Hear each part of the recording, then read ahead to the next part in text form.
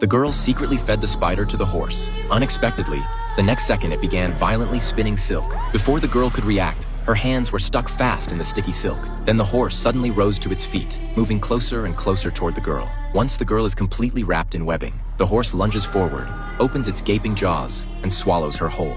When her sister goes missing, Annie immediately sets out to find her. She suddenly hears sounds coming from inside the well. When she pulls it up, it's a dead crow. Just as she's wondering what's going on, the crow suddenly comes back to life, flapping its wings frantically. Annie gets splattered with mud and tries to wipe the dirt off her face, only to discover in horror that her eyes and mouth have completely vanished. As Annie panics, a creature with eyes and a mouth silently appears behind her. The mayor immediately opens fire, thinking he's saved the girl. But just minutes later, the mud on the ground starts writhing, slowly gathering and taking shape, eventually transforming back into that creature. It lunges at them with claws outstretched. Angelica grabs a sickle and swings it desperately, but nothing can stop its obsession with taking the child. Annie gets swallowed, and the villagers can only watch helplessly as the creature escapes. These bizarre scenes keep playing out in the village. In just 2 weeks, 10 children have disappeared. With no other choice, the mayor calls in the Brothers Grimm to deal with the evil. To find the missing girl, Will fights back his disgust and licks a toad. When he turns around, he discovers Annie, who was just taken that morning.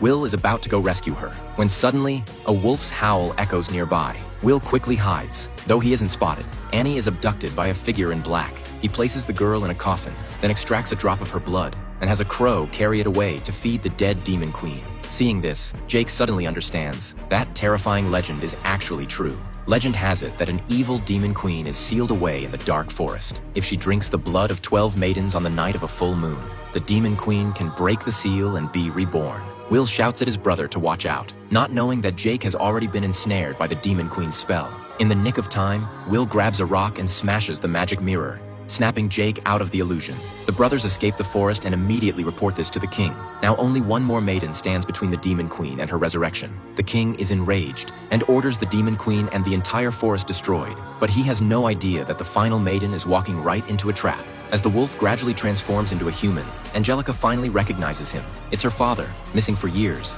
Unfortunately, he's already under the queen's spell, and removing his mask was just a trick to get her to hand over the axe. The Grimm brothers sense something's wrong and rush to the rescue, but they accidentally push Angelica into the water. Before Jake can save her, the creature throws a ring, and the lake surface freezes instantly. Then it transforms back into a wolf and carries Angelica away through the current. Only now does Jake realize Angelica is the final sacrifice, but it's already too late. With the last drop of blood offered, the demon queen is fully resurrected. Facing this unstoppable dark power, how will the Brothers Grimm fight back?